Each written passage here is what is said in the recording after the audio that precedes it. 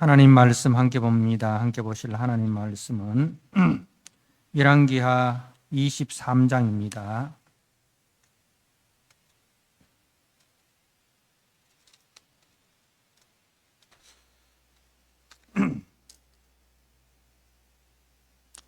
열왕기하 23장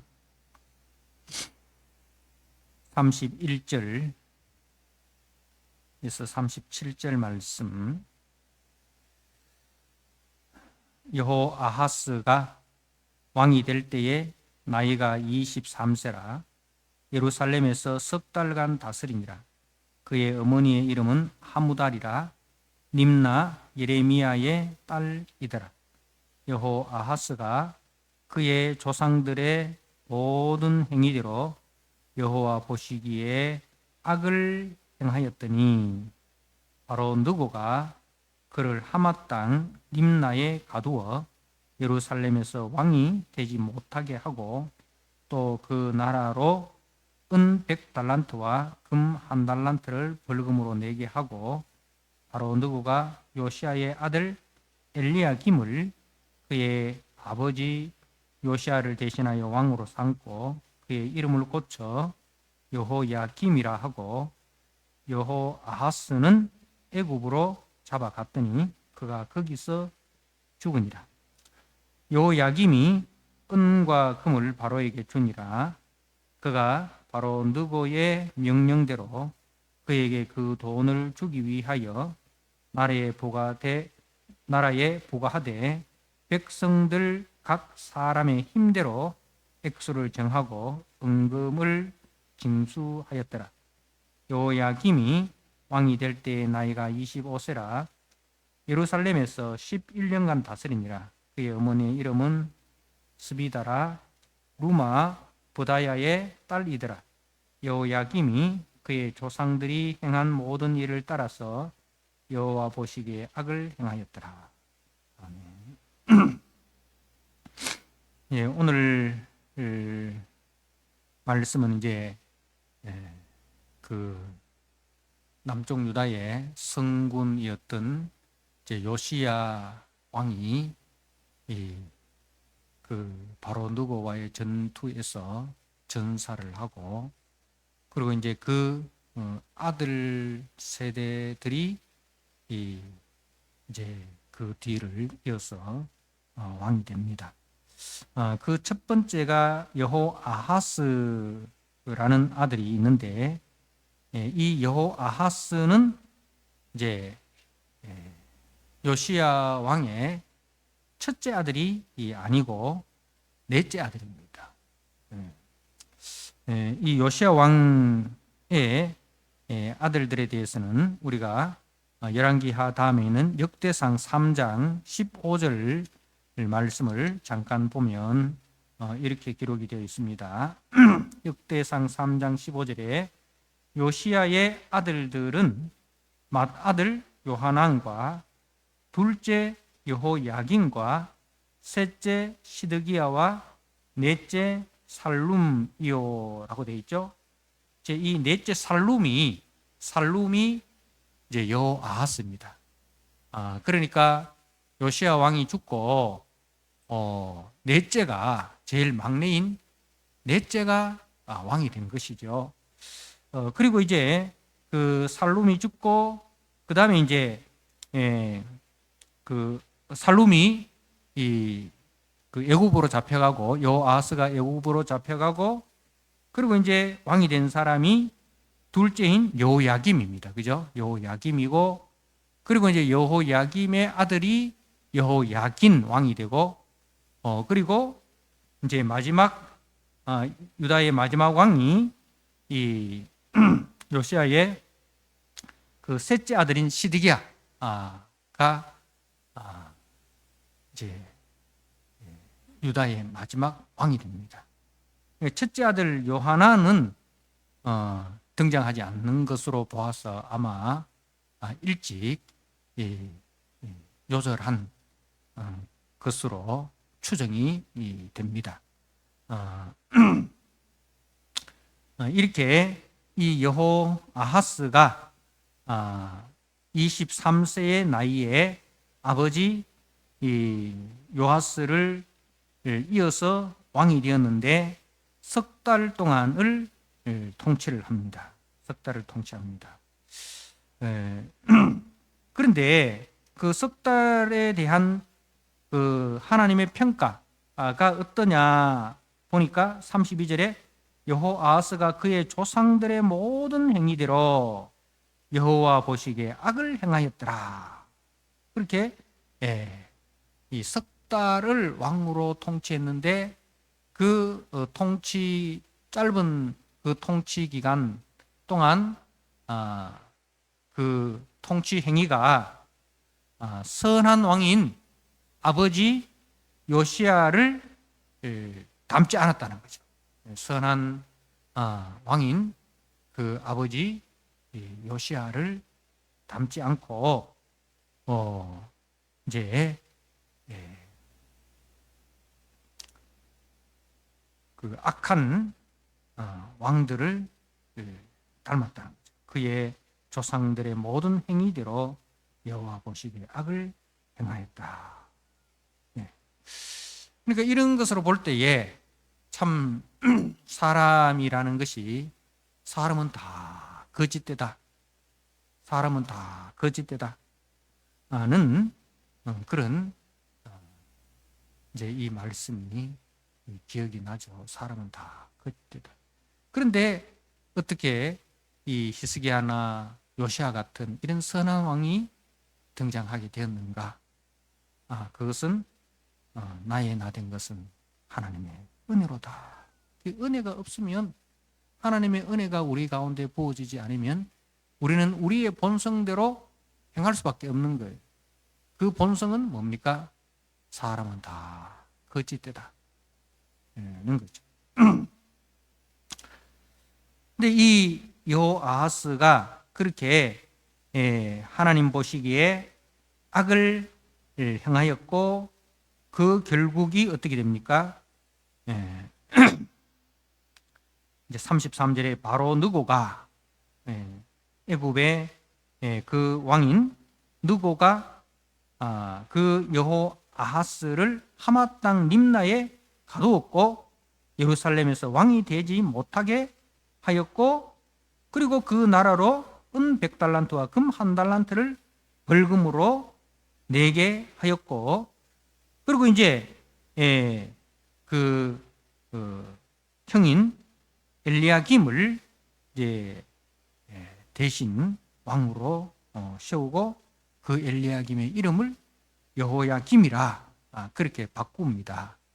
뭐 엘리야김이나 여호야김이나 이름의 뜻은 비슷하죠. 비슷한데 이름을 바꾼 이유는 이제 아마 이름을 바꾼다는 것은 뭐예요? 이름을 바꿀 수 있는 권세, 그 권한이 누구에게 있다? 바로 누구에게 있다. 그러니까 너는 나의 종이다. 내가 너를 세우기도 하고 피하기도 한다.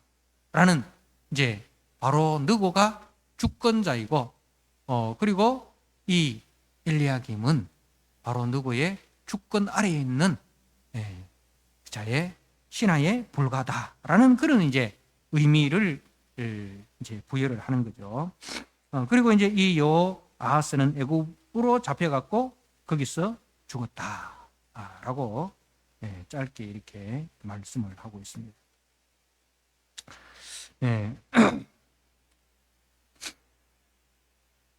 이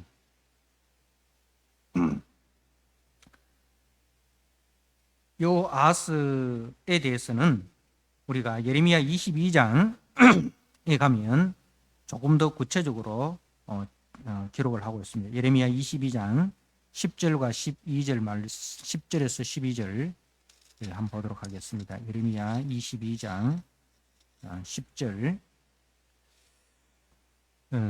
너희는 죽은 자를 위하여 울지 말고, 여기서 죽은 자라는 것은 누구를 이야기하느냐 하면은 이제 이 여호아하스의 아버지 요시야를 위하여 울지 말며 그를 위하여 애통하지 말고 잡혀간 자는 누구를 이야기하느냐 하면은 요시야의 아들 아하스를 이야기하는 거예요. 애굽으로 잡혀간 그 여호아하스를 위하여 슬피 울라. 그는 다시 돌아와 그 고국을 보지 못할 것이다. 예, 이제 그 여호아하스의 삶이 그러니까 죽은 자가 낫다고 할 정도로 그 삶이 비참하다 이 말입니다. 그러니까 우리가 사는 게 죽는 것보다 못하다 그런 말을 하잖아요. 그러니까 그 삶은 얼마나 비참한 삶이냐는 것을 말하는 거잖아요. 그러니까 그 여호아하스가 그 바로 느고에게 당한 수치, 애굽에 잡혀가서 당하는 그 수치가 얼마나 참 수치스럽고 모욕적인지 그게 차라리 죽는 것이 사는 것보다 낫다고 할 정도로 그렇게 참 비참해질 것이다 하는 겁니다. 그래서 11절에 여호와께서 유다 왕 요시아의 아들 곧 그의 아버지 요시아를 이어 왕이 되었다가 이곳에서 나간 살룸, 여호아하스의 다른 이름이죠. 살룸에 대하여 이와 같이 말씀하시니라. 그가 이곳은 예루살렘을 말하죠. 예루살렘으로 다시 돌아오지 못하고 잡혀간 곳 어디입니까? 애굽이죠. 그 이방인의 땅, 그 잡혀간 곳에서 그가 거기서 죽으리니 이 땅을 다시 보지 못하리라. 그렇게 이 여호아하스에 대해서 예레미야는 그렇게 말씀을 하고 있습니다. 자, 그리고 이제 그 형인 엘리야김이 왕이 되는데 이 엘리야김은 바로 느고에 의하여 이제 왕으로 세워졌고 그리고 이제 이 엘리야김은 애굽에서 부과한 은 100달란트, 금 1달란트를 백성들에게 부과해서 그 은금을 징수해 가지고 이제 바로에게 바치게 됩니다. 그런데 이 엘리야김이 처음에는 이제 애굽의 바로에게 충성을 이제 합니다. 그런데 이제 그때 등장하는 인물이 이 여호야김, 이 엘리야김과 가장 그 가까운 선지자가 예레미야죠. 예레미야의 그 활동 의 대부분이 이 엘리야김 시대인데 이 엘리야김으로부터 엄청난 핍박을 당하게 되죠. 그래서 이제 그 예레미야가 이 엘리야김에게 바벨론에게 항복하라. 그렇게 이제 권면을 하죠. 하나님의 뜻이 바벨론에 항복하라. 바벨론은 그 유다를 징계하는 하나님의 진노의 막대기니 그 하나님의 진노를 순수히 받아들여라는 그 메시지를 합니다. 그런데 이제 이 엘리야김이 예레미야 선지자의 메시지, 하나님의 뜻을 거역을 하죠. 순종을 하지 않다가 이제 그 바벨론의 침공을 당하게 됩니다.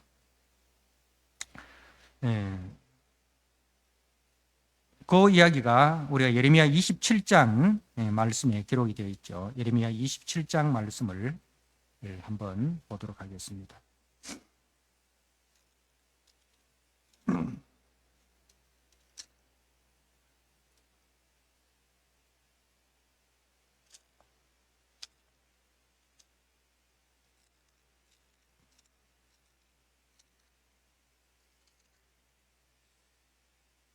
예.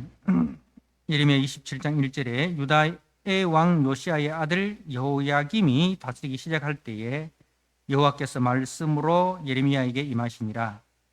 여호와께서 이와 같이 내게 말씀하시되 너는 줄과 멍에를 만들어 네 목에 걸고 유다의 왕 시드기야를 보러 예루살렘에 온 사신들의 손에도 그것을 주어 에돔의 왕과 모압의 왕과 암몬 자손의 왕과 두로의 왕과 시돈의 왕에게 보내며 그들에게 명령하여 그들의 주에게 말하게 하기를 만군의 여호와 이스라엘의 하나님께서 이와 같이 말씀하시되 너희는 너희의 주에게 이같이 전하라. 그렇게 이제 이야기를 합니다. 자, 그리고 이제 12절 말씀을 보십시오. 내가 이 모든 말씀대로 유다의 왕 시드기야에게 전하여 이르되 왕과 백성은 바벨론의 왕의 멍에를 목에 메고 그와 그의 백성을 섬기소서. 그리하면 사실이라. 어찌하여 당신과 당신의 백성이 여호와께서 바벨론의 왕을 섬기지 아니하는 나라에 대하여 하신 말씀과 같이 칼과 기근과 전염병에 죽으려 하나이까? 그러므로 당신들은 바벨론의 왕을 섬기게 되지 아니하리라 하는 선지자의 말을 듣지 마소서. 그들은 거짓을 예언함이니이다.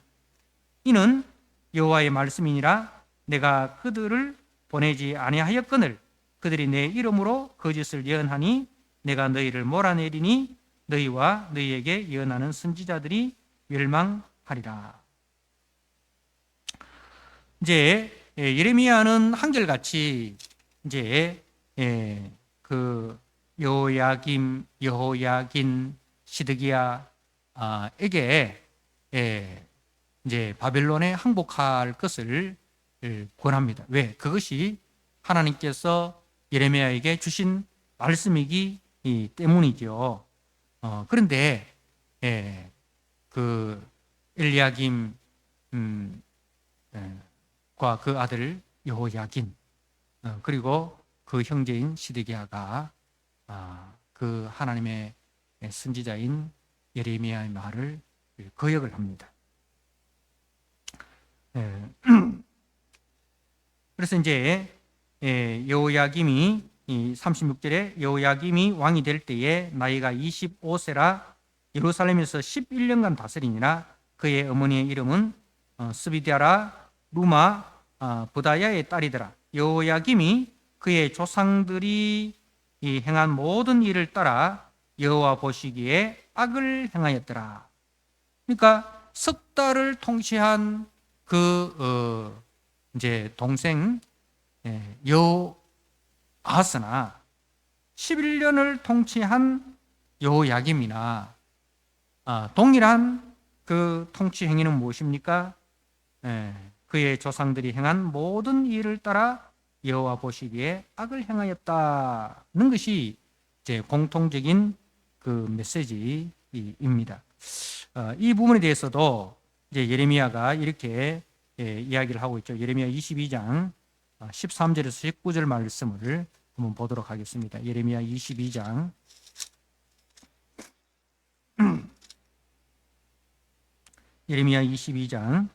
13절 말씀.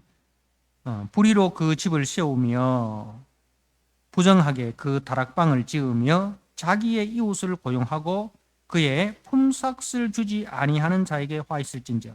이게 누구 이야기냐면 바로 이제 그 여호야김에 대한 이야기입니다. 그러니까 그 지금 이 여호야김이 뭘 하고 있습니까? 불의로 그 집을 세우며 자기 다락방을 지으며 그러니까 지금 궁궐을 확대하고 자기 이 별장을 확장하는 그 일을 하고 있는 거예요. 나라가 지금 풍전등화와 같은 그런 위기에 있는데 그 부분에 대해서는 신경 쓰지 않고 오직 자기의 사치와 향락에 관심을 가지고 그리고 이제 자기의 이웃을 고용하고 그 품삯을 주지 아니하는 그런 백성들을 이제 그 고용해서 일을 시켜놓고는 품삯을 주지 않습니다. 그가 이르기를 내가 나를 위하여 큰 집과 넓은 다락방을 지으리라 하고 자기를 위하여 창문을 만들고 그것에 백향목으로 입히고 붉은 빛으로 칠하도다. 그러니까 계속적으로 나오는 이야기 뭡니까? 나를 위하여 자기를 위하여 자기 일을 위하여 하나님도 경외하지 않고 백성도 사랑하지 않고 오직 자기를 위하여. 그래서 15절에 네가 백향목을 많이 사용하여 왕이 될 수 있겠느냐?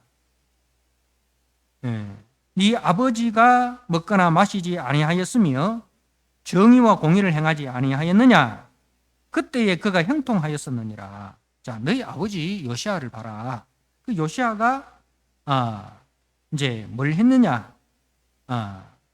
그 큰 궁궐을 짓고 왕의 권위를 세우기 위해서 그 다락방을 높이고 그거 하지 않았다. 그 요시아 왕이 이 정의와 공의, 그러니까 다윗의 길로 행했다. 그죠? 다윗의 길로 행했다. 하나님이 기뻐하시는 그 길로 행했다. 그때 그가 형통하였다는 겁니다. 그는 가난한 자와 궁핍한 자를 변호하고 형통하였나니 이것이 나를 알미 아니냐 여호와의 말씀이니라. 그러나 네 두 눈과 마음은 탐욕과 무죄한 피를 흘림과 압박과 포악을 행하려 할 뿐이라. 그러므로 여호와께서 유다의 왕 요시아의 아들 여호야김에 대하여 이와 같이 말씀하시니라. 무리가 그를 위하여 슬프다 내 형제여 슬프다 내 자매여 하며 통곡하지 아니할 것이며 그를 위하여 슬프다 주여 슬프다 그 영광이여 하며 통곡하지도 아니할 것이라. 그가 끌려 예루살렘 문 밖에 던져지고 나귀같이 매장함을 당하리라. 그러니까 이제 그의 최후가 어떻게 됩니까? 요시아는 이제 전사를 하였지만은 백성들이 다 그 요시아를 애곡했습니다. 그죠? 근데 이 여호야김에 대해서는 백성들이 아무도 애곡하는 사람이 없었다. 없게 된다. 그 이야기를 하고 있는 겁니다. 그래서 이제 그 요시아의 두 아들 여아스와 여야김 두 왕에 대해서 이렇게 말씀을 하는데 이들의 공통점은 뭡니까? 아버지 요시아처럼 여호와를 경외하며 그 다윗의 길로 행하지 않고 여러 왕들이 걸어갔던 여호와 보시기에 악한 길을 걸어갔다. 그리고 결국은 그들이 하나님의 진노의 심판을 당하게 되었다. 그들의 멸망의 이유가 무엇입니까? 외교력을 잘못 행사한 게 아니잖아요. 그러니까 애굽을 의지해야 되느냐, 바벨론을 의지해야 되느냐. 그 중에서 이제 그 왔다 갔다 그 외교의 실패로 인해서 무너진 것이 아니라 여호와를 의뢰하지 아니한 것에 대한 심판이었다는 것을 말씀을 하고 있습니다. 그러니까 저들이 의지했던 그 애굽이든 바벨론이든 다 누구의 주권 아래에 있습니까? 하나님의 주권 아래에 있습니다. 그죠? 세상은 다 하나님의 주권 아래에 있습니다. 그렇기 때문에 세상을 신뢰하고 따르는 것이 안전한 것이 아니라 그 위에 계신 하나님을 신뢰하고 따르는 것이 가장 안전하다는 사실을 잊어버립니다. 그래서 세상 나라의 친구가 되고 세상 나라를 기쁘게 하는 것이 자기들의 안전을 도모하는 길이 아니라는 겁니다. 오직 여호와를 의뢰하고 여호와의 말씀에 순종하는 것이 가장 형통한 길이고 가장 안전한 길이라는 사실을 우리는 이 여호아하스와 요시야 그 여호야김을 통해서 배워야 할 것입니다. 그래서 오늘 말씀을 통해서 참 구약의 그 끝이 이렇게 결국은 사람은 다 거짓되다.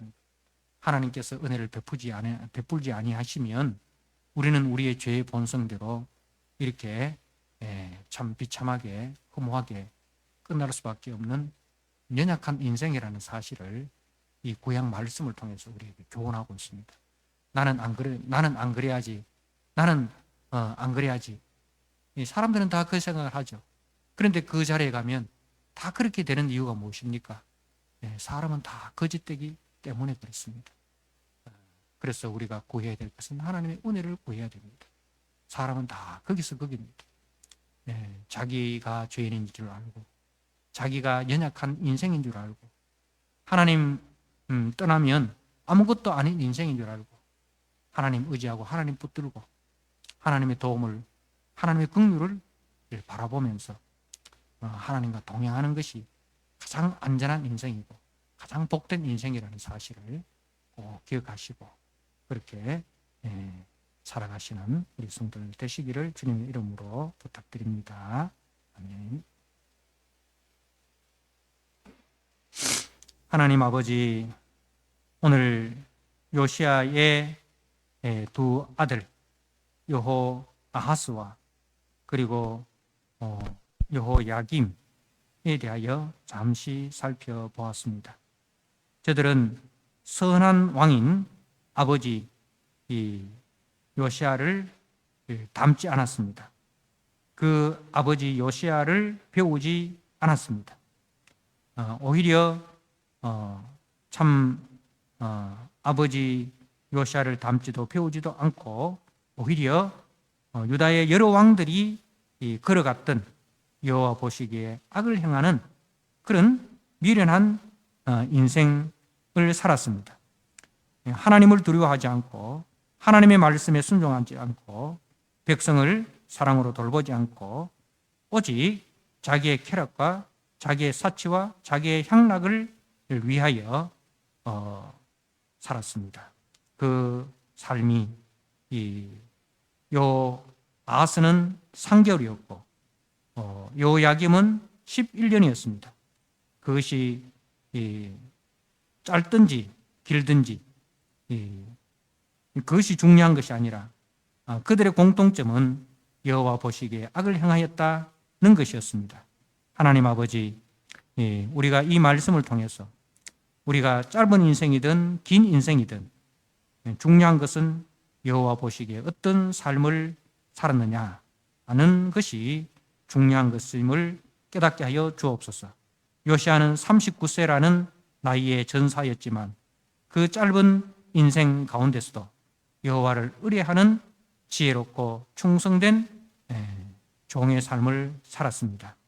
하나님 아버지, 우리 모든 성도들이 긴 인생, 짧은 인생 보다 더 중요한 것은 하나님과 동행하는 인생이라는 사실을 꼭 기억하고 남은 인생 나의 미련함과 나의 어리석음을 인정하고 오직 우리의 도움이시고 우리의 피난처시고 우리를 긍휼히 여기시고 우리에게 은혜 베푸시기를 원하시는 하나님만 의지하며 그 하나님과 동행하며 살아가는 우리 모든 성도들 되게 하여 주옵소서. 예수님께 하신 이름으로 감사하며 기도드리옵나이다. 아멘.